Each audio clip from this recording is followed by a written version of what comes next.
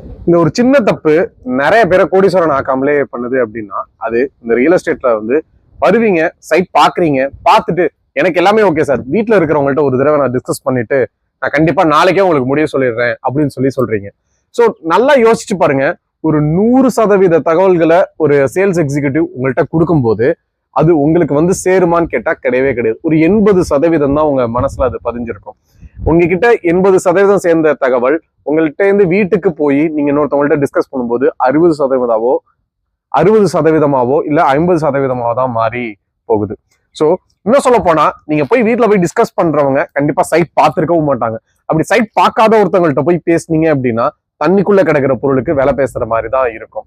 So எப்போதுமே ஒரு சைட்டை பார்க்க போகும்போது யாரோட முடிவு முக்கியம் நினைக்கிறீங்களோ, யாருக்கு டிஸ்கஸ் பண்ணணும்னு நினைக்கிறீங்களோ அவங்களையும் கூட அழைச்சிட்டு போங்க.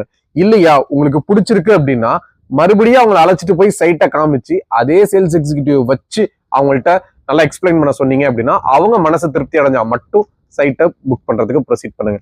இந்த மாதிரி சைட்டை பார்க்காதவங்கள்ட்ட போய் டிஸ்கஸ் பண்ணி இல்ல வேண்டான்னு சொல்றாங்க, வீட்டுல வேண்டான்னு சொல்றாங்க, மாமா வேண்டான்னு சொல்றாங்க, ஒய்ஃப் வேண்டான்னு சொல்றாங்கிறதுனால நிறைய பேர் நிறைய தடவை நிறைய நல்ல வாய்ப்புகளை இறந்திருக்காங்க.